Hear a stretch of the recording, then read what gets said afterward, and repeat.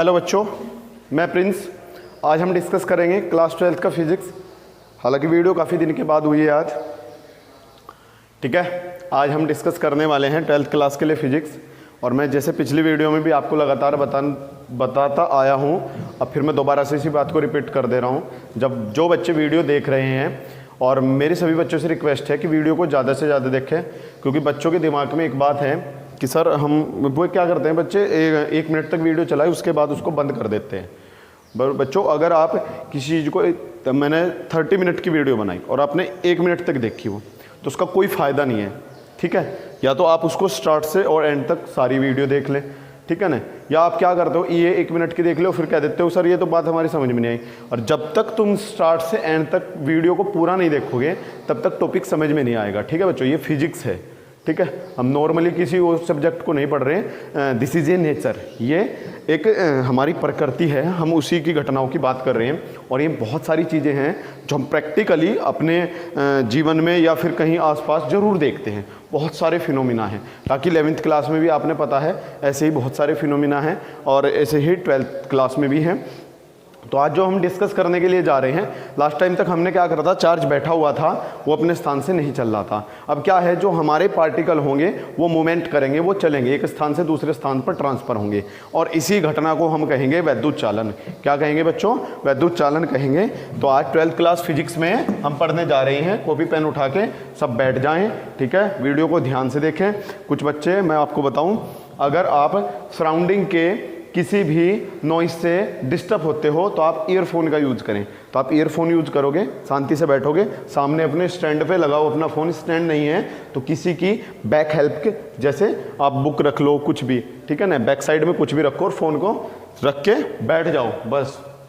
Suppose करो video आज अब दोपहर को आपको मिली है, आपको दोपहर को टाइम नहीं है, आपको टाइम जो है वो 4 बजे है, 5 बजे है, जिस टाइम भी आपको टाइम है उसी टाइम देखो। पर बच्चों, आपको वीडियो ज़रूर देखनी है, ठीक है, और एंड तक देखनी है, स्टार्ट से। और अपने नोट्स बनाएं इस वीडियो को देखते हुए, क्योंकि जो मैं यहाँ पे पढ़ा रहा हूँ वो सारा का सारा है आपका सिलेबस है और बोर्ड परीक्षा से रिलेटेड है। ठीक है, और आज हम नई यूनिट शुरू करने के लिए जा रहे हैं। यूनिट सेकेंड, इकाई 2, और इकाई का नाम है, इकाई 2 का नाम जो है वो है वैद्युत चालन। क्या है बच्चों? वैद्युत चालन। ठीक है, वैद्युत चालन में मतलब धारा वैद्युत। और इसमें जो चैप्टर हम पढ़ेंगे वो पढ़ेंगे आज चैप्टर नंबर 5, चित्रा की किताब के अकॉर्डिंग चैप्टर नंबर 5 है वैद्युत चालन। कौन सा चैप्टर है? वैद्युत चालन है। ठीक है बच्चों, तो आज चैप्टर नंबर 5, और चैप्टर नंबर 5 जो हमारा होगा इस यूनिट में वो होगा वैद्युत चालन। कौन सा चैप्टर होगा बच्चों? वैद्युत चालन, इलेक्ट्रिक कंडक्शन। तो मैंने क्या कहा था, अब तक जो हमारे पार्टिकल थे वो एक ही स्थान पर रखे हुए थे, जिसको हमने पढ़ा इलेक्ट्रोस्टैटिक्स में, पर हम पढ़ेंगे इलेक्ट्रिक कंडक्शन। इसमें मतलब ये होगा कि यहाँ अब जो आवेश होंगे वे चलेंगे, और जब जब आवेश चलता है तो इस फिनोमिना को हम बोलते हैं वैद्युत चालन। क्या बोलते हैं बच्चों? वैद्युत चालन बोलते हैं। तो हेडिंग लगा लीजिए, वैद्युत चालन। पहली हेडिंग लगा लीजिए वैद्युत चालन। लिखें, वैद्युत चालन में लिखेंगे आवेशित कणों का एक स्थान से दूसरे स्थान तक स्थानांतरण, एक स्थान से दूसरे स्थान पर स्थानांतरण वैद्युत चालन कहलाता है। वैद्युत चालन कहलाता है।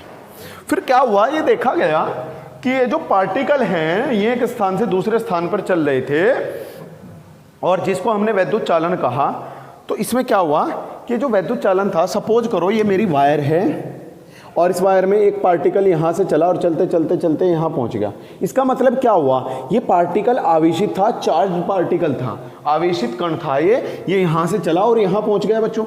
यहाँ से चल के ये यहाँ तक पहुँच गया। इसका मतलब क्या हुआ, इसका ये होता है आवेश का प्रवाहित होना, फ्लो। ठीक है ना, कैसे ये फ्लो हो रहा है, ठीक है, कैसे प्रवाहित हो रहा है। तो यहाँ चार्ज था, यहां चला गया, तो इसे कहते हैं आवेश का प्रवाह। और आगे कहा गया जब जब आवेश प्रवाहित होता है तो वायर में चलती है धारा। वायर में क्या चलती है बच्चों? धारा चलती है, जिसका नाम हमने रखा वैद्युत धारा। क्या नाम रखा इसका? वैद्युत धारा नाम रखा। क्या नाम रखा इसका? वैद्युत धारा। ठीक है, तो अगली जो हेडिंग लगाएंगे हमें पता चल गया था कि चार्ज जो है, हमारे चार्ज्ड पार्टिकल चल रहे हैं, और चार्ज पार्टिकल चलने पर क्या होगा? करंट फ्लो होगा। क्या होगा बच्चों? करंट फ्लो होगा, यानी कि धारा प्रवाहित होगी। तो अगली जो हमारी हेडिंग होगी बच्चों, वो होगी वैद्युत धारा। तो हेडिंग लगाएंगे वैद्युत धारा, वैद्युत धारा, इलेक्ट्रिक करंट।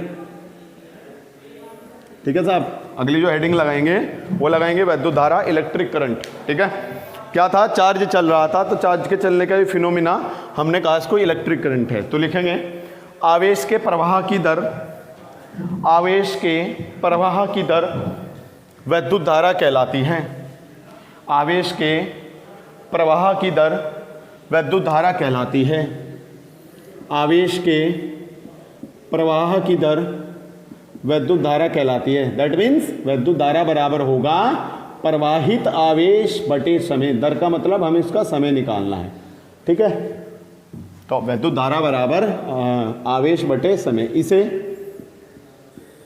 कैपिटल आई, कहीं स्मॉल आई, आप दोनों से लिख सकते हो, मतलब स्मॉल आई से या कैपिटल आई से। इसमें कंफ्यूज होने की बात है, सर उसमें कैपिटल आई दिया, उसने स्मॉल आई लिखा, ये सब कंफ्यूजन दूर करो। आप स्मॉल आई लिख लो या कैपिटल आई लिख लो, दोनों की बात। इसे आई से प्रदर्शित करते हैं, इसे आई से प्रदर्शित करते हैं। ठीक है साहब, इसे आई से प्रदर्शित करते हैं। ठीक है, नोट कर लीजिए, नोट कर लें, इसे आई से प्रदर्शित करते हैं। नोट कर लें, कॉपी पेन उठा के बैठो साथ साथ और नोट करते रहें।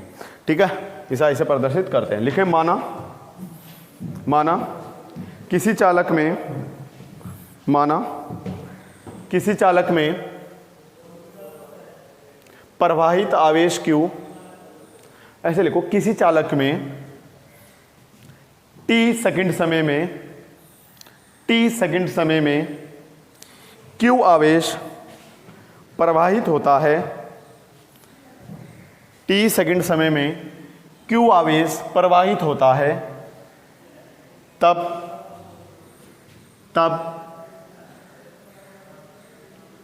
क्या होगा बच्चों? Q आवेश प्रवाहित होता है, तब वैद्युत धारा I बराबर Q बटे T। क्या होगा बच्चों? Q बटे T। मात्रक निकाल लेते हैं। I का मात्रक होता है, सभी ने पढ़ा है कक्षा 11 में, मूल राशियों में पढ़ के आते हैं, इसे कहते हैं एम्पियर। क्या कहते हैं बच्चों? एम्पियर कहते हैं। एम्पियर एक साइंटिस्ट के नाम पे रखा गया था, एम्पियर। जब भी अगर हमने कहा है एम्पियर और आप लिखते हो उसके आगे खाली ए, डिनोट करते हैं एम्पियर को, denoted by A, denoted by capital A, capital A से डिनोट करेंगे। अच्छा, जैसे मैंने कहा 10 एम्पियर की धारा, तो आप लिखोगे 10A। इसको 10A, छोटा ए नहीं लिखना है क्योंकि साइंटिस्ट के नाम पे है, इसलिए स्मॉल ए नहीं, किसी का नाम कैपिटल ए लेंगे। तो 10 एम्पियर की धारा, ठीक है, ऐसे लेना है, एग्जाम्पल, एज एग्जाम्पल।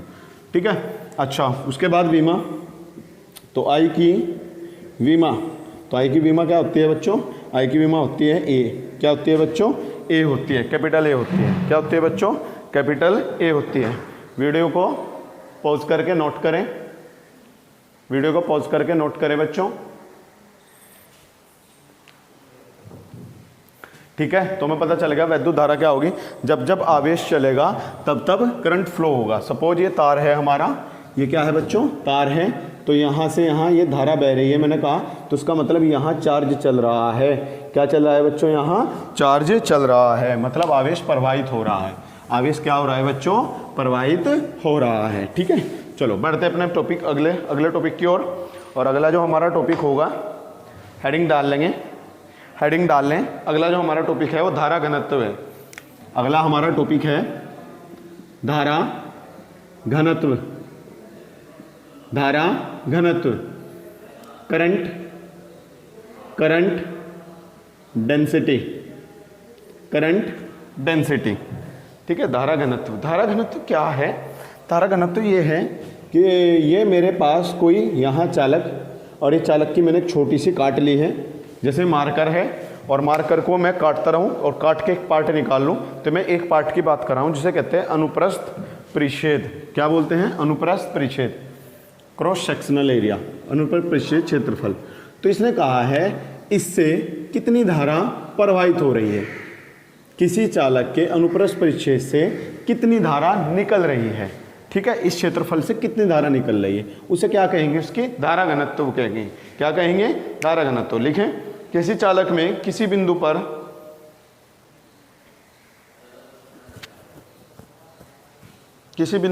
धारा घनत्व, धारा घनत्व,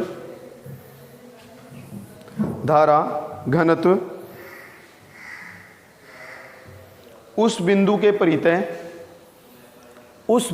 परितः प्रति एकांक अनुप्रस्थ परिच्छेद से, प्रति एकांक अनुप्रस्थ परिच्छेद से गुजरने वाली विद्युत धारा, अनुप्रस्थ परिच्छेद से अभिलंबवत गुजरने वाली विद्युत धारा धारा घनत्व कहलाती है। धारा घनत्व कहलाती है।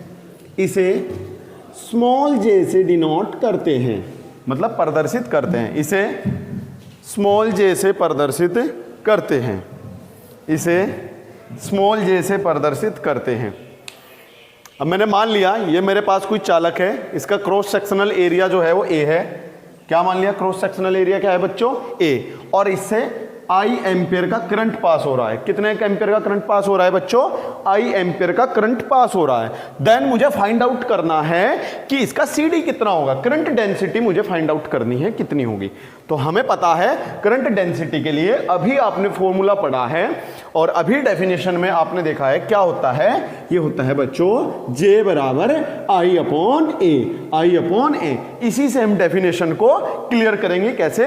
इसने ये ऐसा कहा है कि अगर यहां से जो अनुप्रस्थ परिच्छेद क्षेत्रफल है वो एकांक हो, दैट मीन्स इसका जो क्षेत्रफल होगा वो 1 मीटर स्क्वायर होगा। एकांक को हम 1 बोलते हैं, मतलब यूनिट, है ना।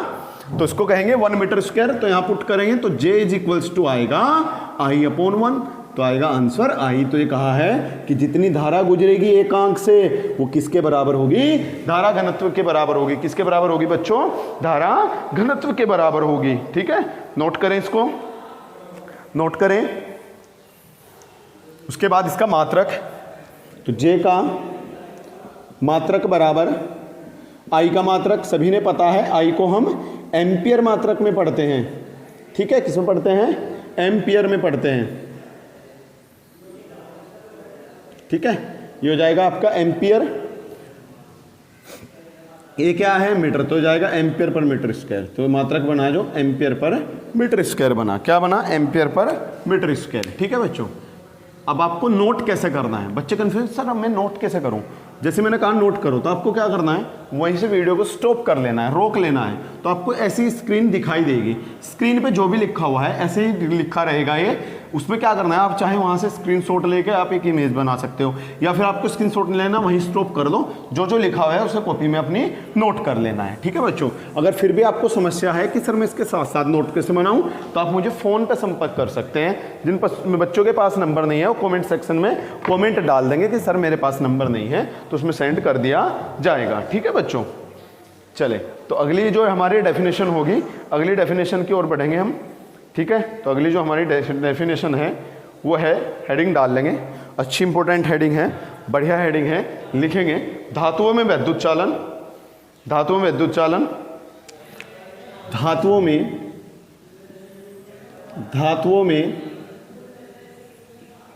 विद्युत चालन, धातुओं में विद्युत चालन, और ये हाइपर देना है और फिर लिखना है आगे विद्युत चालन का मुक्त इलेक्ट्रॉन मॉडल, विद्युत चालन का मुक्त इलेक्ट्रॉन मॉडल। ठीक है बच्चों, तो इसमें लिखना है धातु में विद्युत चालन और फिर लिखना है विद्युत चालन का मुक्त इलेक्ट्रॉन मॉडल।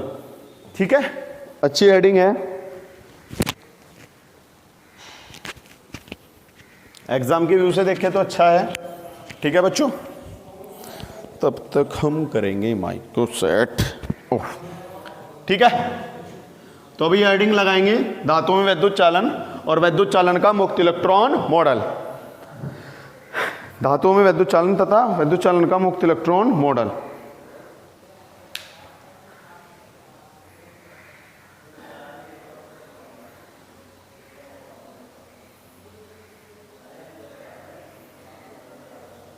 चलें, क्या हुआ, आपको पता है कि कोई भी हमें सिस्टम बनाना है वो छोटे छोटे पार्टिकल से मिलकर बनाओ। किससे मिलकर बनाओ?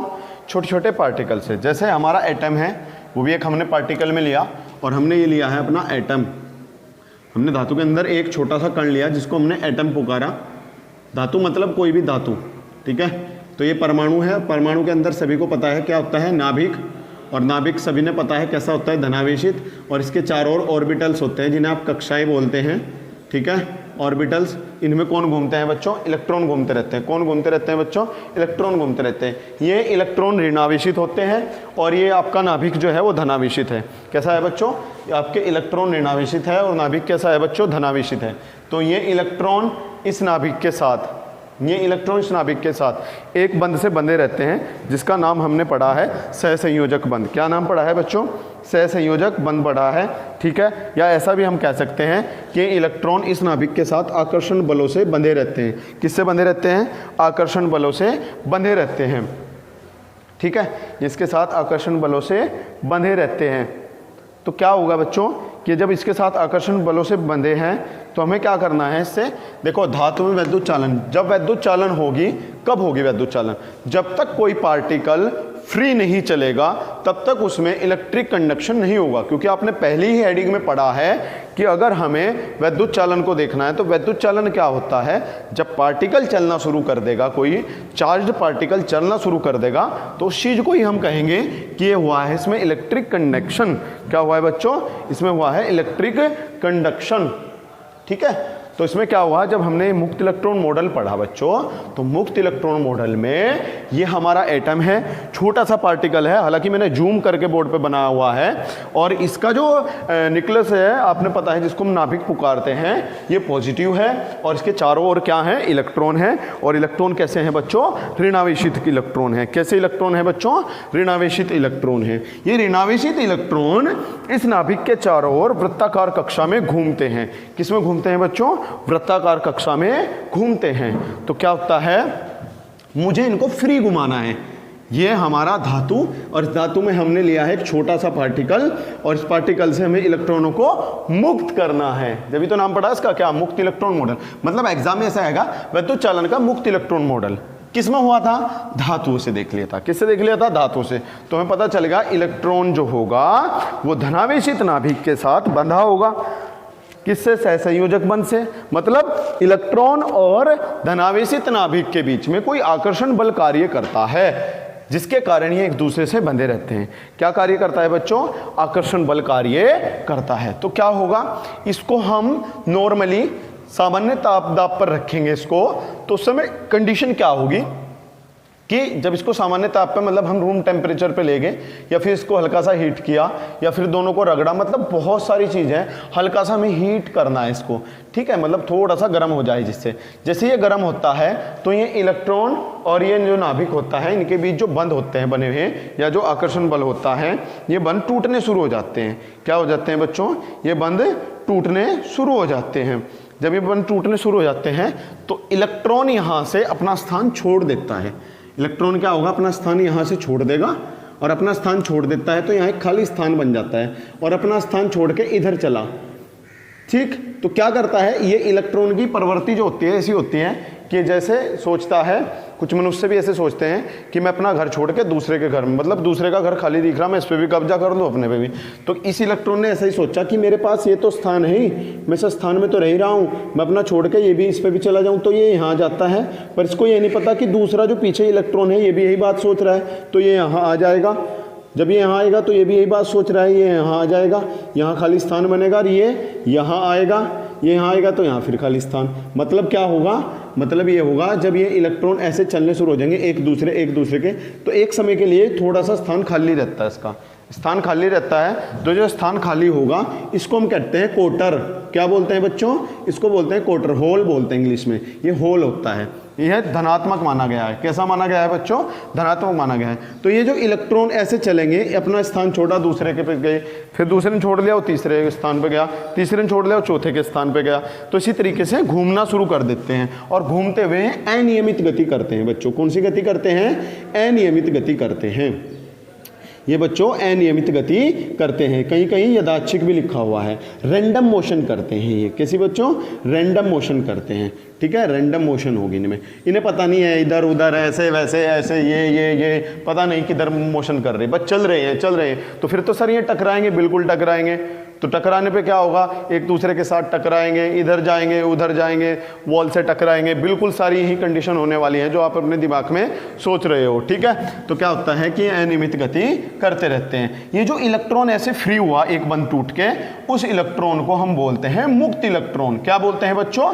मुक्त इलेक्ट्रॉन बोलते हैं। और यही होता है जब इलेक्ट्रॉन घूमना शुरू कर देते हैं। इलेक्ट्रॉन क्या है? एक आवेशित कण है। इलेक्ट्रॉन क्या है? एक आवेशित कण। और आवेशित कण ने चलना शुरू किया अपना स्थान छोड़ के, तो इस घटना को क्या कहेंगे? वैद्युत चालन। और वैद्युत चालन का मुक्त इलेक्ट्रॉन मॉडल, मतलब इलेक्ट्रॉन मुक्त हुए तो क्या हुआ? वैद्युत चालन हुआ। इसलिए हेडिंग का नाम पड़ा वैद्युत चालन का मुक्त इलेक्ट्रॉन मॉडल। स्टार्टिंग में हम पढ़ते हैं अपनी थ्योरी, उसके बाद हम रखते हैं कि इसका नाम क्या रखना है। ठीक है ना, पहले थ्योरी होगी। ये नहीं होगा कि पहले नाम रख देंगे वैद्युत चालन का मुक्त इलेक्ट्रॉन फिर थ्योरी होगी। पहले हमारी थ्योरी तैयार हुई, उसके बाद हमने कहा इस थ्योरी को हम किस नाम से लिखें। तो इस थ्योरी को हम लिख रहे हैं वैद्युत चालन का मुक्त इलेक्ट्रॉन मॉडल के नाम से। तो लिखेंगे बच्चों, उसमें लिखें प्रत्येक पदार्थ, कॉपी पेन उठा के बैठ जाएं। प्रत्येक पदार्थ सूक्ष्म कणों से मिलकर बना है।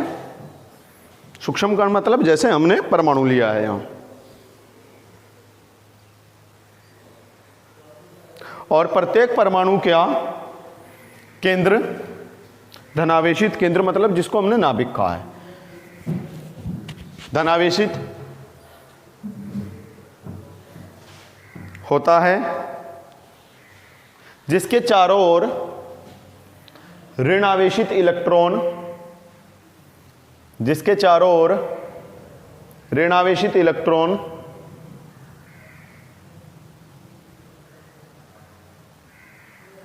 कक्षाओं में गति करते रहते हैं।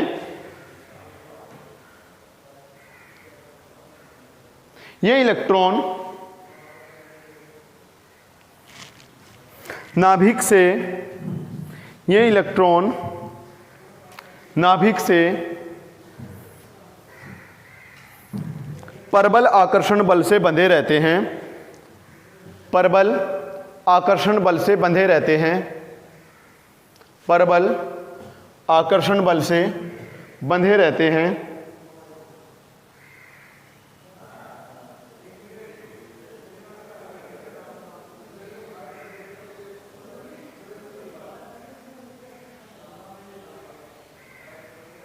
परबल आकर्षण बल से बंधे रहते हैं, परंतु इनकी बाहरी कक्षा में इलेक्ट्रॉन पर आकर्षण बल बहुत कम होता है। पर आकर्षण बल बहुत कम होता है।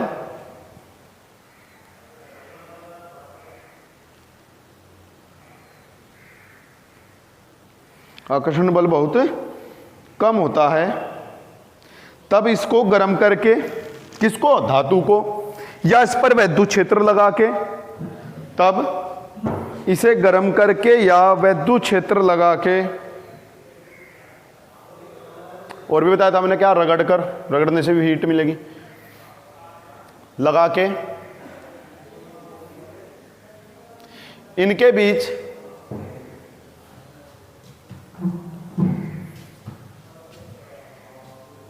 लगे आकर्षण बल को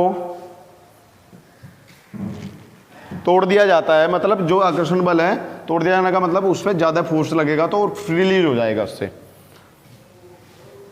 आकर्षण बल को या फिर सहसंयोजक बंध को तोड़ दिया जाता है, जिससे इलेक्ट्रॉन अपना स्थान छोड़कर, जिससे इलेक्ट्रॉन अपना स्थान छोड़ देते हैं, इसे लिखो, जिससे इलेक्ट्रॉन अपना स्थान छोड़ देते हैं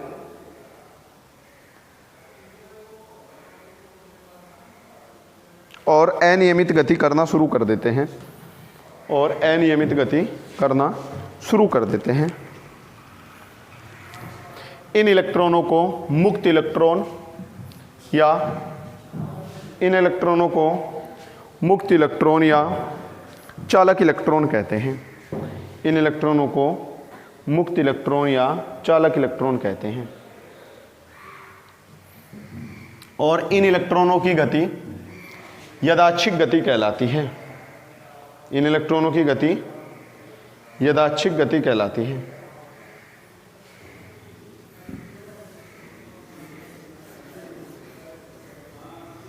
ठीक है, कुछ हेडिंगें हैं बट मैं वो भी पढ़ाऊंगा। मैं बता रहा हूँ कुछ सिलेबस से बाहर होंगी बट मैं उनको पढ़ाऊंगा। कारण सुन लें। अब सपोज हमारा यूट्यूब चैनल है और आपने अभी वीडियो डाल दी, अब अगले साल के लिए पता चला कि जो हमने अभी यहाँ पर वीडियो अपलोड की है अगले साल भी आप उसको देख रहे हो, क्योंकि सिलेबस तो वही रहेगा, अगले साल फिर से आ जाएगा उसी सिलेबस में वही चीज़ें, तो फिर पता चलेगा हमने वो रिमूव कर रखी है इससे, तो वीडियो में बिल्कुल भी आपको मज़ा नहीं आएगा। मैं वो चीज़ें बता दूंगा बट उनको ज़्यादा क्लियर नहीं करूंगा। अगर किसी को वो क्लियर चाहिए तो कमेंट सेक्शन में बता दें, उनके लिए कोई नई वीडियो बना देंगे, कोई दिक्कत नहीं है। ठीक है, तो अपनी अगली हेडिंग जो लगाएंगे वो लगाएंगे हम, बहुत अच्छी हेडिंग है, इससे ही रिलेटेड हम बातें पढ़ेंगे और बोर्ड परीक्षा में भी काम आने वाली है। तो हेडिंग लगाएंगे अनुगमन वेग, अनुगमन, और या इसको बोलते हैं अफवाह वेग।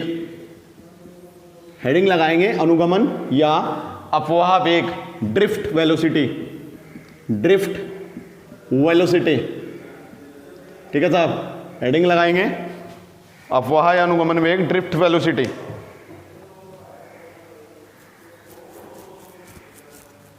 ठीक है, लगाएं, लिखें। चालक में उपस्थित,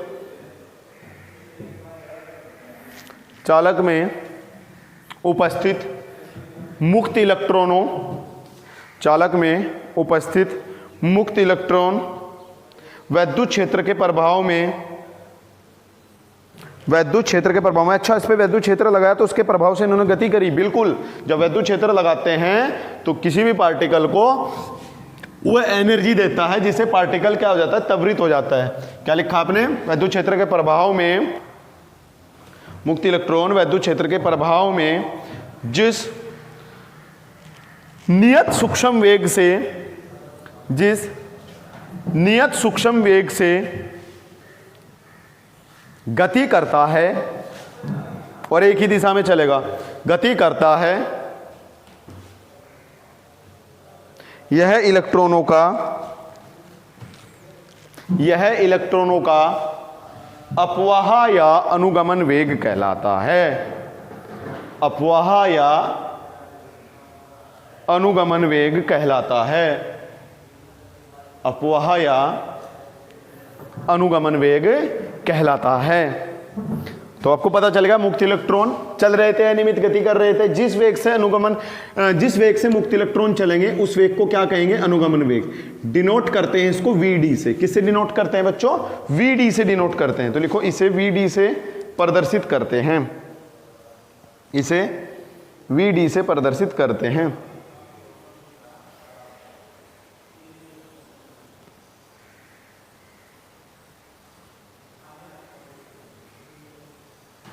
ठीक, अब हेडिंग डाल लेंगे मुक्त पथ तथा श्रांतिकाल, मुक्त पथ तथा श्रांतिकाल। ठीक है, हेडिंग लगाएंगे मुक्त पथ तथा श्रांतिकाल। आपको पता है जब हमने धातु पर वैद्युत क्षेत्र लगाया था या इसको गर्म किया या रगड़ा तो इससे इलेक्ट्रॉन चलने शुरू हो गए। ऐसे इलेक्ट्रॉन चल रहे, ये कैसी गति कर रहे हैं बच्चों, अनियमित गति कर रहे हैं। कैसी गति कर रहे हैं बच्चों, अनियमित गति कर रहे हैं। कैसी गति कर रहे हैं, अनियमित, कोई नियम नहीं है इनका। अब क्या हुआ, ये इलेक्ट्रॉन आया और इससे टकराया, और इससे टकराया, ये इलेक्ट्रॉन आया, ये इससे टकराया। अब इसने कहा दो लगातार क्रमागत, ये इलेक्ट्रॉन आया, पहले इससे टकरा, फिर इससे टकरा, तो इस इलेक्ट्रॉन की टक्कर कितनी हुई बच्चों? 2। कितनी हुई? 2। क्रमागत मतलब एक के बाद एक, तो पहले इससे टकरा फिर इससे टकरा। तो इन 2 क्रमागत टक्करों में इसने जितना रास्ता तय किया है, इसने जितना रास्ता तय किया है, ये जितनी दूर चला है, या 2 क्रमागत टक्करों के बीच की दूरी, या 2 क्रमागत टक्करों के बीच की दूरी, इसको हम बोलते हैं मुक्त पथ। क्या बोलते हैं बच्चों? मुक्त पथ बोलते हैं। क्या बोलते हैं? मुक्त पथ बोलते हैं। ठीक है, तो लिखेंगे मुक्त पथ में किन्हीं 2 क्रमागत टक्करों के बीच, किन्हीं 2 क्रमागत टक्करों के बीच इलेक्ट्रॉन द्वारा चली गई दूरी, इलेक्ट्रॉन द्वारा चली गई दूरी मुक्त पथ कहलाती है। मुक्त पथ कहलाती है।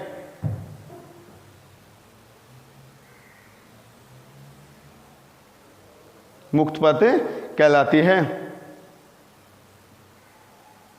ठीक, अगला हम पढ़ रहे हैं श्रांति काल, रिलैक्सेशन टाइम। रिलैक्सेशन टाइम, ठीक है, ये कौन सा टाइम है? सपोज ये इलेक्ट्रॉन चला, यहां टकराया, फिर यहां टकराया, तो पहली टक्कर हुई, फिर दूसरी टक्कर हुई। 2 क्रमागत टक्करों के बीच में पहली टक्कर हुई, फिर से आराम मिला, फिर दूसरी टक्कर हुई, फिर आराम मिला। तो ये जो टक्करों के बीच में इसको आराम मिल रहा है, यानी कि पहली टक्कर हुई, फिर ये आराम रिलैक्स हुआ, फिर दूसरी टक्कर हुई, फिर आराम रिलैक्स हुआ। तो ये जो टक्करों के बीच में से रिलैक्स होने के लिए टाइम मिल रहा है, इसको हम कहते हैं श्रांति काल। क्या बोलते हैं बच्चों? श्रांति काल। श्रांति का मतलब होगा आपका रिलैक्सेशन, और काल का मतलब होगा बच्चों टाइम। क्या होगा काल का मतलब बच्चों? टाइम होगा। तो लिखे बच्चों, लिखे इसमें मुक्त इलेक्ट्रॉनों की किन्हीं 2 क्रमागत टक्करों के बीच, मुक्त इलेक्ट्रॉन की किन्हीं 2 क्रमागत टक्करों के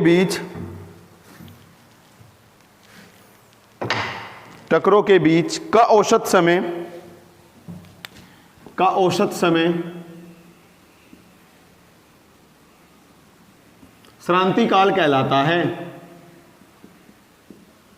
श्रांति काल कहलाता है। इसे टो से प्रदर्शित करते हैं। इसे टो से प्रदर्शित करते हैं। टो मैंने बोर्ड पर बनाया हुआ है, जिस बच्चे को नहीं पता है वो देख लेंगे बोर्ड से। इसे टो से प्रदर्शित करते हैं। अब हेडिंग लगाएंगे, अच्छी हेडिंग है, इंपॉर्टेंट है, हेडिंग लगाएं। अनुगमन वेग तथा वैद्युत धारा में संबंध। अनुगमन वेग तथा वैद्युत धारा में संबंध। अनुगमन वेग तथा वैद्युत धारा में संबंध क्या है बच्चों? ये कोई चालक छड़, क्या है बच्चों? ये कोई चालक छड़ है। इस चालक छड़ के सिरों पर हमने लगाई है एक बैटरी, बाह्य बैटरी से जोड़ दिया है दोनों सिरों को। ये धनात्मक ऋणात्मक, ये कोई बैटरी है, बैटरी, ठीक है। और ये चालक छड़ हमने क्या ली है? PQ ली है बच्चों। क्या ली है? चालक छड़ PQ ली है बच्चों। कौन सी चालक छड़ ली है बच्चों? PQ ली है हमने चालक छड़, ठीक है। चालक ऐसे कर दो इसमें, ये चालक छड़ हमने ली है PQ, तो PQ, हाँ भाई, ये धनात्मक सिरा ऋणात्मक, तो करंट फ्लो होगा इधर से, ये आई चला, यहाँ से एंटर करेगा, यहाँ से क्या करेगा? एंटर, यहाँ से एंटर करते हुए वापस फिर यहाँ आएगा। तो क्या होता है? इसमें से यहाँ आवेशित कण चलता है, ये बैटरी है, इससे क्या कहता है? मुझे एनर्जी दे। चलेगा घूम के फिर यहाँ आ जाएगा, फिर ऐसे शांत, फिर कहेगा एनर्जी दे, फिर चलेगा घूम के फिर आ जाएगा, फिर एनर्जी दे, चलेगा घूम के फिर आ जाएगा कि एनर्जी दे। तो ये यहाँ से चल रहा है, इसमें करंट आई, कितना करंट चल रहा है बच्चों? आई करंट फ्लो हो रहा है। किधर हो रहा है? Q से P की ओर। तो आई जो हमारा है वो है बच्चों Q से P की ओर। किधर है? Q से P की ओर। आपको पता है इलेक्ट्रॉन किधर गति करेंगे? इसके विपरीत दिशा में। तो इलेक्ट्रॉन जो चलेंगे वो चले हैं इधर, मुक्त इलेक्ट्रॉन। ये लिए हमने मुक्त इलेक्ट्रॉनों की गति की दिशा। किसकी दिशा ली है बच्चों? मुक्त इलेक्ट्रॉनों की गति की दिशा, क्योंकि आपने पता है करंट फ्लो होगा, इसका मतलब चार्ज चलेगा तो करंट फ्लो होगा, तो चार्ज नहीं चला तो करंट फ्लो होगा। हालांकि स्टार्टिंग में ऐसा था कि करंट फ्लो हुआ तो चार्ज चला, स्टार्टिंग में ऐसा था। तो इसी से हम पढ़ते हैं इसको काइनेमेटिक्स में। हालांकि आप पढ़ते हो, दो स्टार्ट होते हैं हमारे, जैसे हम पढ़ते आते हैं कि हमने क्या करा, स्टार्टिंग में हमने फोर्स लगाया, फोर्स लगाने पे वर्क हुआ, वर्क किस में कन्वर्ट हुआ? एनर्जी में। बट कंडीशन क्या है? एनर्जी है तो वर्क है, वर्क है तो फोर्स है। ठीक है, तो जाएगा यहाँ से इलेक्ट्रॉन ये से चले, और इलेक्ट्रॉन जिस वेग से चल रहे हैं वो वेग मैंने क्या लिया है? vd लिया है। और चालक छड़ की जो लंबाई वो मैंने मान ली है l। कितनी मान ली है बच्चों? l मान ली है। चालक छड़ की लंबाई कितनी मान ली है बच्चों? मैंने l मान ली है। कितनी मान ली है बच्चों? मैंने चालक छड़ की लंबाई l मान ली है। ठीक है, अब इस पे वैद्युत क्षेत्र होगी। वैद्युत क्षेत्र की दिशा हमेशा धारा की दिशा में होगी। धारा की दिशा किधर है? Q से P की ओर। तो वैद्युत क्षेत्र भी किधर लगा है बच्चों? Q से P की ओर ही लगा है। वैद्युत क्षेत्र किधर लगा है बच्चों? Q से P की ओर ही लगा है। ठीक है, तो लिखे इसमें, लिखेंगे माना एक चालक छड़ PQ, माना एक चालक छड़ PQ जिसकी लंबाई l, जिसकी लंबाई छोटू l तथा अनुप्रस्थ काट का क्षेत्रफल, तथा अनुप्रस्थ काट का क्षेत्रफल, लंबाई l तथा अनुप्रस्थ काट का क्षेत्रफल कैपिटल A है।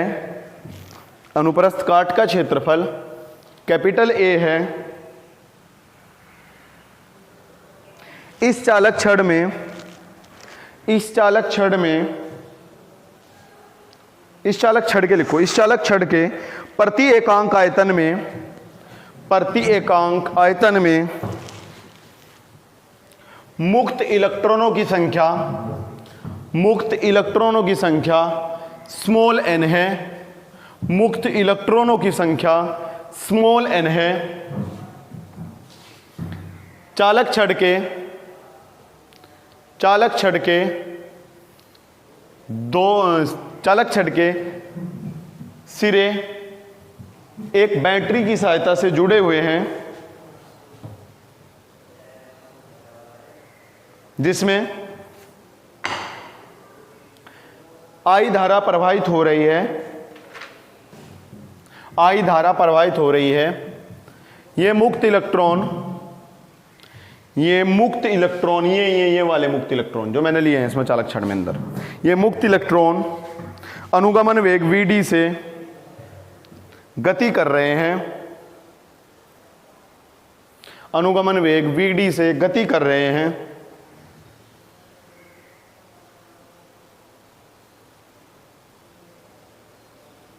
अनुगमन वेग vd से गति कर रहे हैं।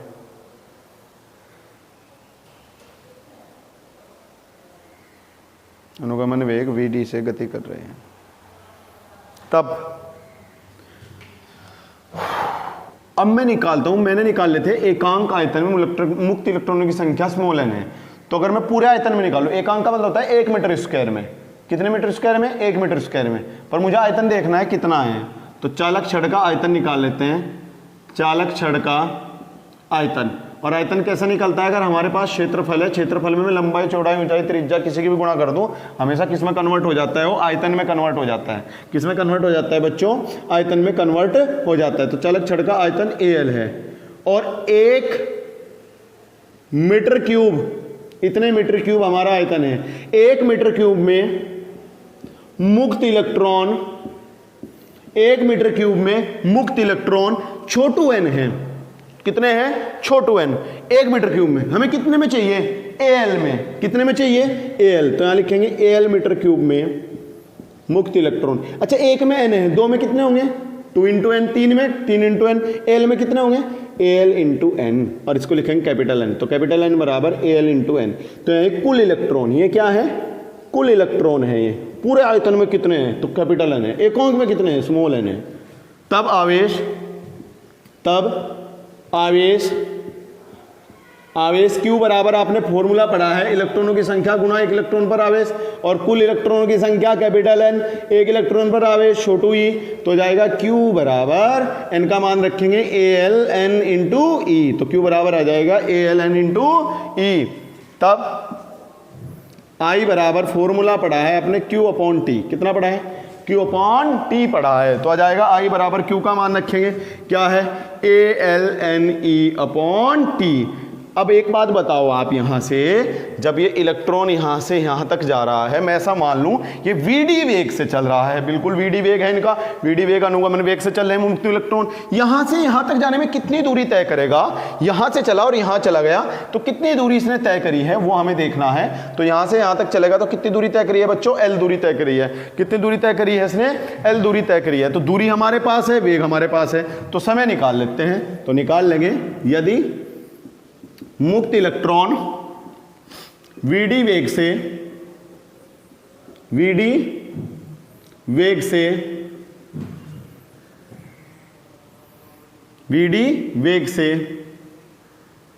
L दूरी तय करता है, VD वेग से L दूरी तय करता है, तब आपने पढ़ा है समय बराबर होता है, आप सभी ने पढ़ा है चाल बराबर दूरी बटे समय। चाल क्या है, वेग VD, दूरी L, समय कितना T, तो T बराबर आ जाएगा L अपॉन VD। कितना आएगा बच्चों, L अपॉन VD। तो ये मान चिपका देंगे, टी का उठा के इस इक्वेशन फर्स्ट कहेंगे, तो T का मान समीकरण 1 में रखने पर, किस में रखेंगे बच्चों, समीकरण 1 में रखेंगे, तो आ जाएगा हमारे पास I बराबर ALNE अपॉन T की वैल्यू कितनी है बच्चों, L अपॉन VD है, L से L मर जाएगा, VD ऊपर जाएगा, तो I बराबर आ जाएगा NEAVD। कितना आएगा, NEAVD। और हम क्या पढ़ रहे थे, हेडिंग थी हमारी अनुगमन वेग तथा वैद्युत धारा में संबंध। ये वैद्युत धारा है, ये अनुगमन वेग है, और इन दोनों का रिलेशन है। अगर हम VD को निकालना चाहें तो VD बराबर आ जाएगा I अपॉन NEA। क्या आ जाएगा बच्चों, VD बराबर I अपॉन NEA आ जाएगा। तो सबसे पहले हमने क्या लिया है, एक चालक छड़ ली है जो PQ है, जिसकी लंबाई कितनी ली है L, और इसमें एकांक आयतन मूलक मुक्त इलेक्ट्रॉनों की संख्या कितनी है, स्मॉल n है। यहाँ हमने एक बैटरी की सहायता से इस पर विभवांतर लगाया है, जिसके कारण इसमें करंट I फ्लो हो रहा है, और करंट I और E दोनों एक ही दिशा में होते हैं, आपको पता है। तब सबसे पहले चालक छड़ का आयतन, तो आयतन निकाल लेंगे, क्षेत्रफल दिया है उसमें अगर लंबाई की गुणा करेंगे तो हमारे पास ये आयतन बनेगा। क्या बनेगा बच्चों, हमारे पास ये आयतन बनेगा। तब हम 1 मीटर क्यूब में मुक्त इलेक्ट्रॉनों की संख्या कितनी दे रखी, N। हमें किस में चाहिए, AL में। किस में चाहिए बच्चों, AL मीटर क्यूब में चाहिए। तो AL में चाहिए, तो अगर हमें 1 में N दिए, 2 में 2N, 3 में 3N, AL में कितना हुआ, AL इंटू N, और ये किसके बराबर होगी, कैपिटल N के। कैपिटल N है पूरे आयतन में, स्मॉल n है एकांक आयतन में। बार बार बता दे रहा हूं आपको। आवेश बराबर आपने फॉर्मूला पढ़ा है Q इंटू ई, यानी कि मुक्त इलेक्ट्रॉनों की संख्या या इलेक्ट्रॉनों की संख्या गुना 1 इलेक्ट्रॉन पर आवेश, गुना 1 इलेक्ट्रॉन पर आवेश। इनका मान रखेंगे है ALN इंटू ई, तब आ जाएगा I बराबर Q अपॉन T। आपने पढ़ लिया है वैद्युत धारा बराबर प्रवाहित आवेश बटे समय, प्रवाहित आवेश बटे समय। तो I बराबर आ जाएगा Q का मान ALN इंटू ई अपॉन T। क्या आ जाएगा, ALNE अपॉन T। और सभी ने पता है मुक्त इलेक्ट्रॉन VD वेग से चलते हुए चालक छड़ में P सिरे से Q सिरे की ओर प्रवाहित हो रहे हैं, अर्थात वो P से Q के बीच की दूरी तय कर रहे हैं। मतलब कितनी दूरी तय कर रहे हैं, L दूरी तय कर रहे हैं। कितनी दूरी तय कर रहे हैं बच्चों, L। तो फॉर्मूला होगा चाल बराबर दूरी बटे समय। चाल कितनी है VD, दूरी कितनी है L, समय कितना लगा है बच्चों, T लगा है। तो T बराबर आ जाएगा L अपॉन VD। तो क्या करेंगे, मान रखेंगे, यहाँ पर मान रख लें, T का मान इसमें रखेंगे समीकरण 1 में, तो आ जाएगा I बराबर ALNE अपॉन T का मान कितना है बच्चों, L अपॉन VD। L से L कैंसिल आउट, VD ऊपर जाएगा तो आ जाएगा NEAVD। वीडियो को पॉज करके जो आपको स्क्रीन दिखाई देगी, इससे जो डेरिवेशन हुआ है, यानी कि relation between drift velocity and electric current, हम ये रिलेशन नोट करेंगे, कर लें। वीडियो को पॉज करो और डेरिवेशन को नोट कर लें।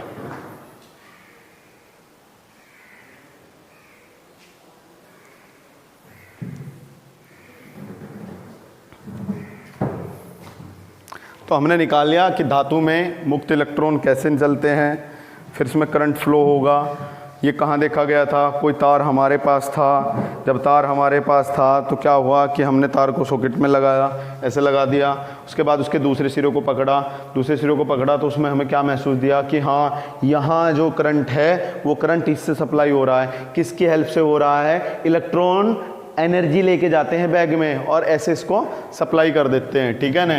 इलेक्ट्रॉन बैग में क्या लेके चलते हैं बच्चों? एनर्जी लेके चलते हैं। यहाँ से ऐसे इलेक्ट्रॉन चल लेना, ये एनर्जी लेके चलते हैं, मतलब आवेशित कण एनर्जी लेके चलेगा और ऊपर ऊपर करके रिलीज दे, ऊपर गया रिलीज, ऊपर गया रिलीज।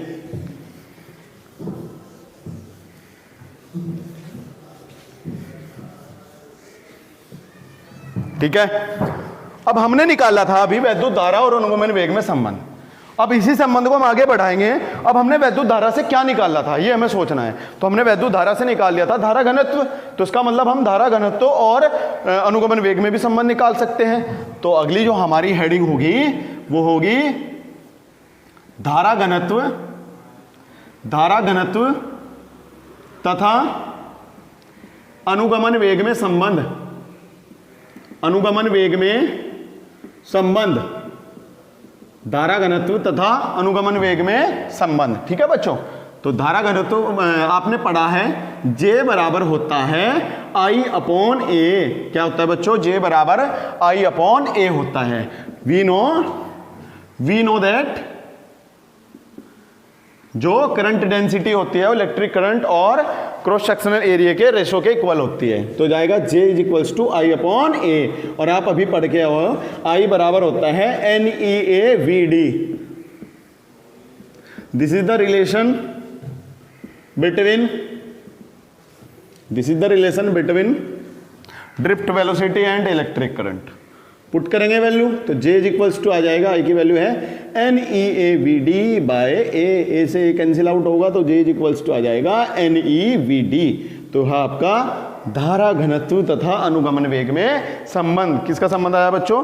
धारा घनत्व तथा अनुगमन वेग का संबंध आया है। किसका संबंध आया बच्चों? धारा घनत्व तथा अनुगमन वेग का संबंध आया है। ठीक है बच्चों, नोट करें।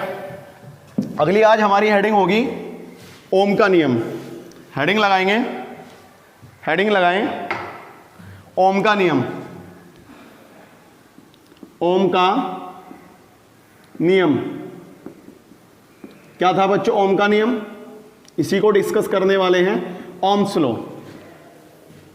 Ohms law. ओम ने क्या बताया था? ठीक है, ओम का नियम पढ़ेंगे। जो जो हम पीछे पढ़ के आगे उसको देख लें। अगर किसी बच्चे को कुछ छूटा है तो वीडियो को बैकवर्ड कर लें, वहाँ से नोट कर ले में, ठीक है ना। या वीडियो को एक बार और देख ले में तो ज़्यादा अच्छे से और समझ में आ जाएगा बच्चों। ठीक है, चलो अब हम पढ़ेंगे ओम का नियम। क्या पढ़ेंगे बच्चों? ओम का नियम पढ़ेंगे। तो क्या हुआ, एक हमारे साइंटिस्ट हुए और साइंटिस्ट जो हमारे हुए थे जॉर्ज साइमन ओम। कौन थे बच्चों? जॉर्ज साइमन ओम थे। इन्होंने क्या करा, इन्होंने ऐसा देखा कि जो किसी चालक, कोई चालक हमारे पास है, कंडक्टर। इन्होंने क्या देखा कि कोई जो चालक है इसमें जो करंट फ्लो होता है, ये जो करंट फ्लो होता है, इस करंट फ्लो होने से क्या हो रहा है कि ये जो चालक है इसके सिरों पर जो विभवांतर लगा है, ये चालक हमारा है और इसके ये सिरे दिए हुए हैं एंड्स, और इन पर जो हमने पोटेंशियल लगाया हुआ है, मतलब जो विभवांतर लगा हुआ है। क्या लगा हुआ है बच्चों? विभवांतर लगा हुआ है। उसको V से डिनोट करते हैं। किससे डिनोट करते हैं बच्चों? V से डिनोट करते हैं। तो इसने क्या देखा था, इसने 1818 में हमारे साइंटिस्ट हुए जॉर्ज साइमन ओम। साइमन ओम मतलब इन्होंने ही इस नियम को दिया था, इसलिए इस नियम का नाम पड़ा था ओम का नियम। मतलब इनके नाम पे रखा गया था ओम का नियम, इनके नाम पे रखा गया था ओम का नियम। तो उन्होंने देखा कि हमारे पास कोई चालक है और चालक में I एम्पियर की धारा प्रवाहित हो रही है। कितने एम्पियर की धारा प्रवाहित हो रही है बच्चों? I एम्पियर की। ऐसा मान लिया था, ये नहीं मुझे पता कि जब इसने बैटरी से जोड़ा तो उसने 10 एम्पियर धारा दी, 20 एम्पियर दी, बट वो अलग अलग के लिए अलग अलग होंगी। वो हम एज ए न्यूमेरिकल, हम किसी भी वैल्यू को हम न्यूमेरिकल में ही सोल्व करते हैं। अगर हम थ्योरी पढ़ रहे हैं तो उसको हमेशा ही हम अननोन लेके चलते हैं। अननोन मतलब जैसे मैंने I मान लिया है, तो I एम्पियर की धारा प्रवाहित हो रही है और चालक के सिरों पर जो उसने पोटेंशियल लगा हुआ है, पोटेंशियल डिफरेंस वो इसका V है। क्या है इसका? V है। तो इसने ऐसा कहा था कि ये जो V होता है, मतलब विभवांतर होता है, ये चालक में बहने वाली धारा के अनुक्रमानुपाती होता है, मतलब डायरेक्टली प्रोपोर्शनल होता है। क्या होता है? डायरेक्टली प्रोपोर्शनल होता है। तो सर जो हमारे थे वैज्ञानिक जॉर्ज साइमन ओम, इन्होंने बताया कि ये जो V होता है ये इस I के अनुक्रमानुपाती होता है। V क्या होता है? I के अनुक्रमानुपाती, मतलब V I पे डिपेंड कर रहा है। अगर मैं इसको इंक्रीज करता हूं तो इंक्रीज होगा, डिक्रीज करता हूं तो डिक्रीज होगा। आपको अच्छे से पता होगा कि डायरेक्टली प्रोपोर्शनल मतलब अनुक्रमानुपाती की कंडीशन क्या होती है और इनवर्सली प्रोपोर्शनल के व्युत्क्रमानुपाती की कंडीशन क्या होती है। तो इसने कहा कि जैसे जैसे हम किसी कंडक्टर में करंट को इंक्रीज करेंगे तो उसका पोटेंशियल डिफरेंस भी इंक्रीज होएगा, मतलब वैद्युत धारा बढ़ाने पर विभवांतर बढ़ता जाएगा। तो फिर इस पे और बातें हुई, और बातों में क्या हुआ मैं बता दूं, जोन जोन सी बातें हुई हैं और कौन कौन सी सही थी, कौन कौन सी गलत थी।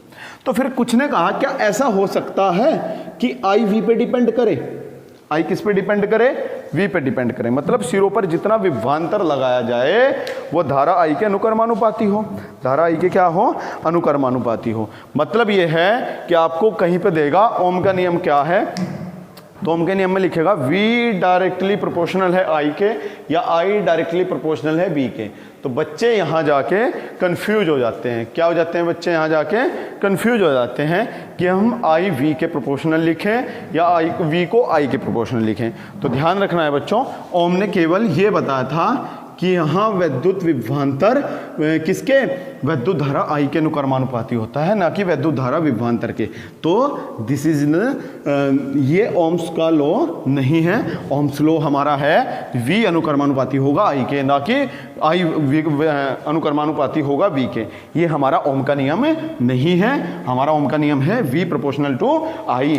किसने बताया था? ये बताया था साइमन ओम ने। तो लिखेंगे, और कब?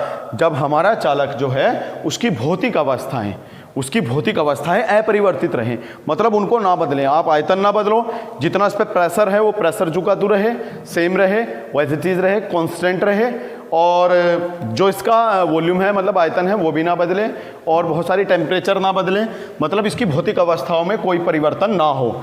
ठीक है, स्थिति बदल जाए उससे हमें मतलब नहीं है, पर इसकी भौतिक अवस्थाएं ना बदले। मतलब पता चला चालक इतना था उसका आकार बदल दिया, नो, उसमें हमने उसका टेम्परेचर इंक्रीज कर दिया। बट वो अगर टेम्परेचर इंक्रीज करना है तो फिर ये बदल जाएगा। अगर टेम्परेचर मतलब क्या है कि अगर उसकी भौतिक अवस्थाएं अपरिवर्तित रहें, भौतिक अवस्थाएं अपरिवर्तित रहें, सिंपल सी बात है, जितनी भी हमारी फिजिकल स्टेट हैं वो कांस्टेंट रहें उस टाइम पे। कैसी रहें बच्चों? कांस्टेंट रहें। तो हम क्या कहेंगे कि उस समय चालक में जितना करंट फ्लो होगा वो उस पर लगाए गए पोटेंशियल, उसके एंड्स पर लगाए गए पोटेंशियल के क्या होता है? डायरेक्टली प्रोपोर्शनल होता है। क्या होता है बच्चों? डायरेक्टली प्रोपोर्शनल होता है। तो ये था हमारा ओम का नियम। तो लिखेंगे ओम के नियम में बच्चों, लिखें ओम के नियम के अनुसार यदि किसी चालक की भौतिक अवस्थाएं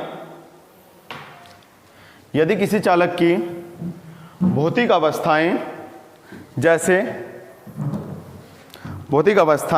ताप दाब आदि,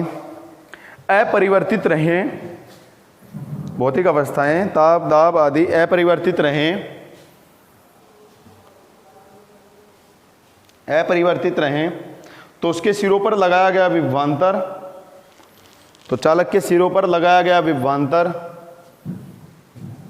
उसमें बहने वाली धारा के अनुक्रमानुपाती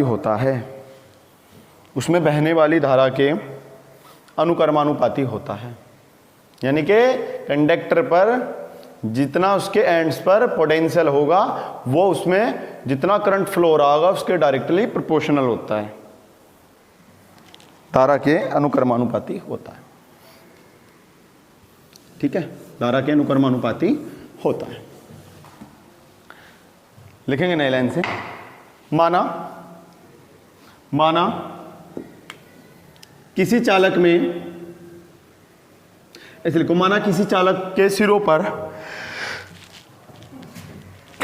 लगाया गया विभवांतर V, लगाया गया विभवांतर V तथा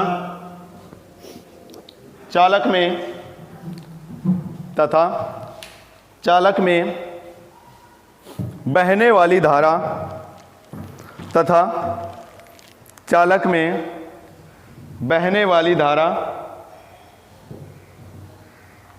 तथा चालक में बहने वाली धारा I हो, तब V प्रोपोर्शनल है किसके? I के।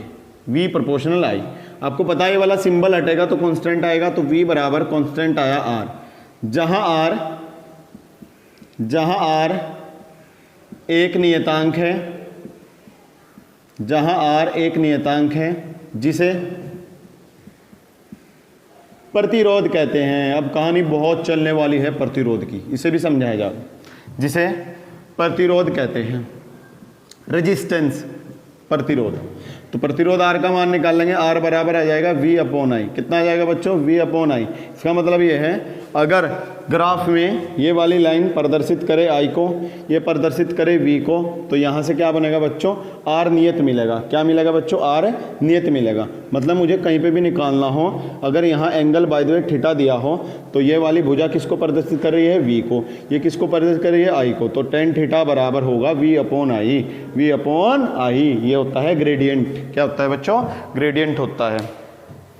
हालांकि इसकी ज़रूरत नहीं है, केवल हमें ये देखना है, उसमें मैंने बता दिया। जब ये V और I का अनुपात में आप ग्राफ निकाल लोगे तो R आपको नियत मिलेगा। और ऐसे परिपथ जिनमें आपको R नियत मिलता हो, अर्थात ओम के नियम का पालन करते हैं, उन्हें कहते हैं ओमीय परिपथ। कैसे परिपथ कहते हैं बच्चों? उन्हें बोलते हैं ओमीय परिपथ। क्या बोलते हैं बच्चों? ओमीय परिपथ बोलते हैं। ठीक है, अब प्रतिरोध की कहानी चलने वाली है। ओम ने अपना नियम देके छोड़ दिया था और प्रतिरोध बता दिया था। फिर हम बात करेंगे प्रतिरोध पर। किस पे बात करेंगे बच्चों? प्रतिरोध पे बात करेंगे। तो हेडिंग लगाएंगे विद्युत प्रतिरोध। हेडिंग हमारी होगी विद्युत प्रतिरोध, इलेक्ट्रिक रेजिस्टेंस, विद्युत प्रतिरोध। ठीक है, अच्छी कहानी है। प्रतिरोध क्या करता है? प्रतिरोध का काम होता है धारा के मार्ग में अवरोध उत्पन्न करना। प्रतिरोध का काम क्या होगा? बहने वाली धारा के मार्ग में अवरोध लगाना। क्या लगाना बच्चों? अवरोध, बाधा उत्पन्न करना उसके मार्ग में बहने वाली। और इसका ये प्रतिरोध का सिंबल होता है। ये इससे प्रदर्शित करते हैं। इसको किससे प्रदर्शित करते हैं? ये वाला मैंने जो लिया है। तो अभी आपने पढ़ा R बराबर V अपॉन I। क्या पढ़ा आपने? V upon I। मतलब प्रतिरोध की परिभाषा अगर हम देखेंगे तो प्रतिरोध की परिभाषा होगी, किसी चालक के सिरों पर लगाया गया विभवांतर और चालक में बहने वाली धारा का अनुपात प्रतिरोध कहलाता है। बहने वाली धारा का अनुपात प्रतिरोध कहलाता है। ठीक है, तो हेडिंग लगाएं और लिखें बच्चों, लिखें किसी चालक के सिरों पर लगाया गया विभवांतर, किसी चालक के सिरों पर लगाया गया विभवांतर तथा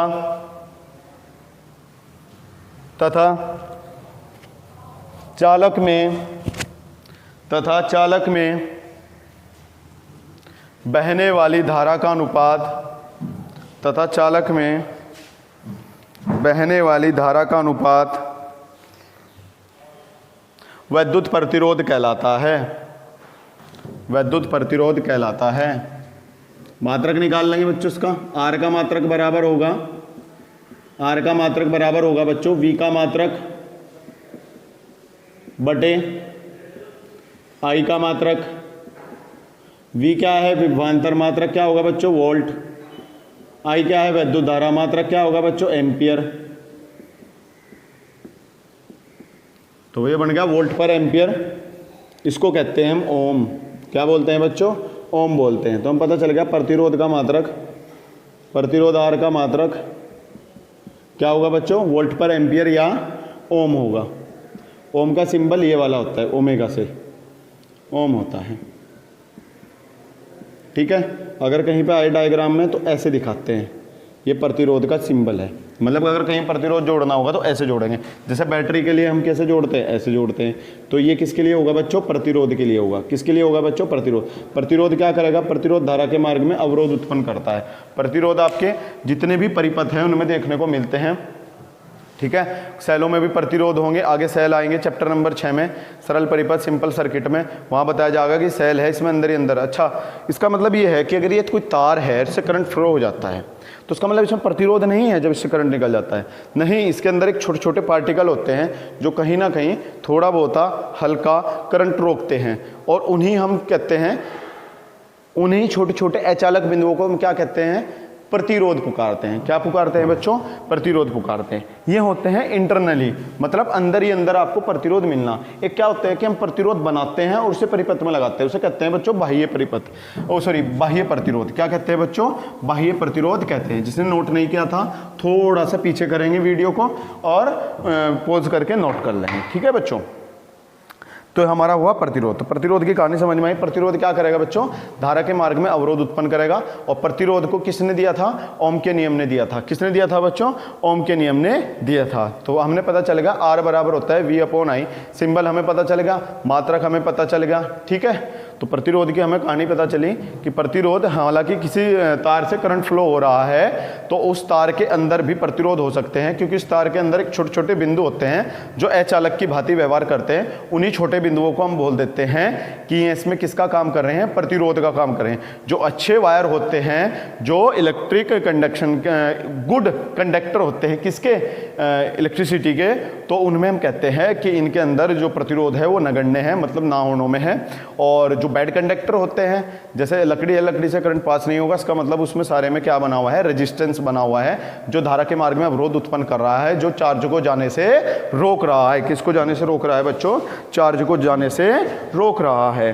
तो ये था आपका ओम का नियम। और ओम के नियम के बाद हमने इसमें पढ़ा दूसरा क्या बच्चों, ओम के नियम के बाद हमने दूसरा इसमें पढ़ा आपका प्रतिरोध, ठीक है बच्चों। दूसरा क्या पढ़ा हमने इसमें, प्रतिरोध। हेडिंग डालेंगे आवेश वाहकों की गतिशीलता। हेडिंग लगाए बच्चों, आवेश वाहक। एक होता है कैरियर, एक होता है करियर। करियर मतलब का भविष्य और कैरियर मतलब वाहक। तो आवेश वाहकों की गतिशीलता,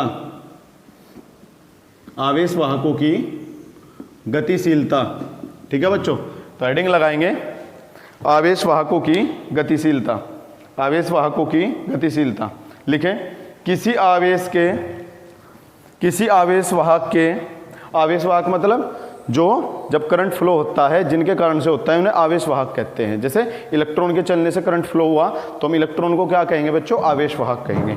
तो लिखो, आवेश वाहक के अनुगमन वेग, आवेश वाहक के अनुगमन वेग। जैसे यहाँ इस चालक में हुआ था कि यहाँ ये इलेक्ट्रॉन चल रहे थे जिसके कारण इसमें करंट फ्लो हुआ था, तो ये इलेक्ट्रॉन क्या बने थे बच्चों, आवेश वाहक बने थे। क्या बने थे, आवेश वाहक। तो इनके कहा अनुगमन वेग। अनुगमन वेग क्या बच्चों, ED।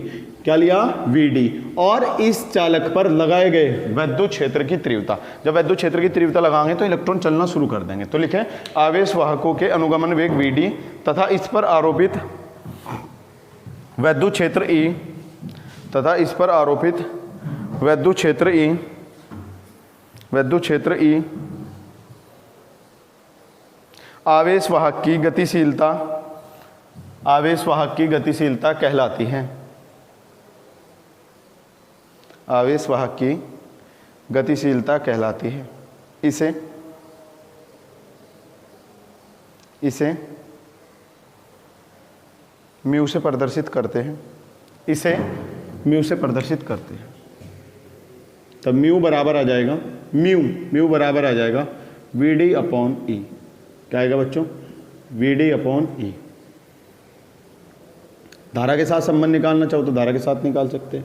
आप सभी ने पढ़ा है I बराबर होता है NEA/VD। VD का मान निकालने गुणा वाला बटे में, तो VD बराबर आ जाएगा I/NEA। क्या आ जाएगा, I/NEA।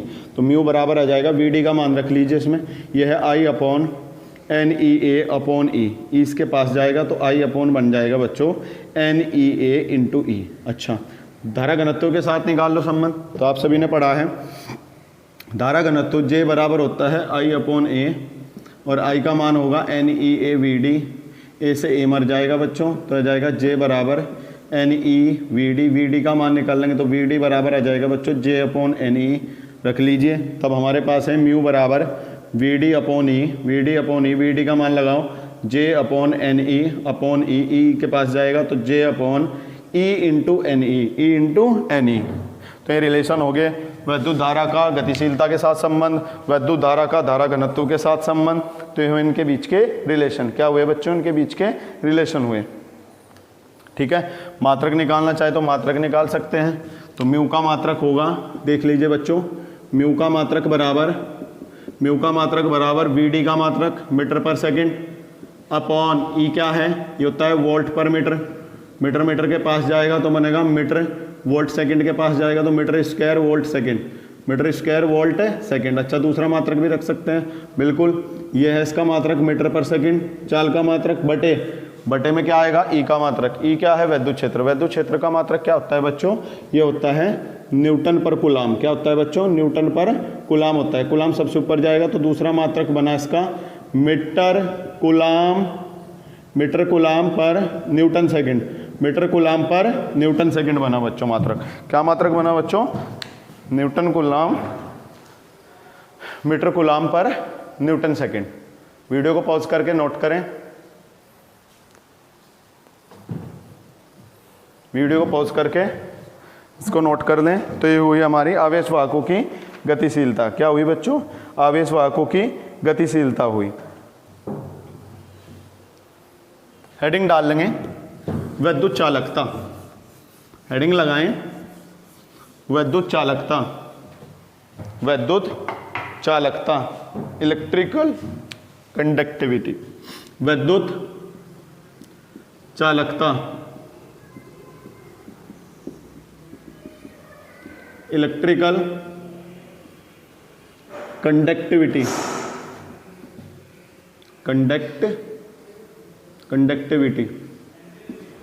ठीक है, इलेक्ट्रिकल कंडक्टिविटी।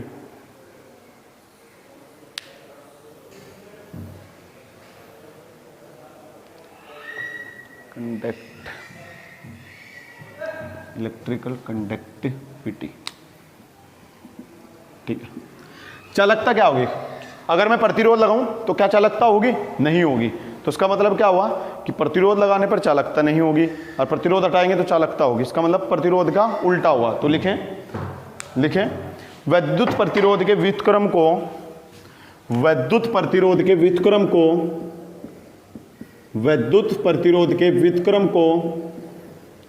चालकता कहते हैं। विद्युत प्रतिरोध के व्युत्क्रम को विद्युत चालकता कहते हैं। इसे कैपिटल G से प्रदर्शित करते हैं,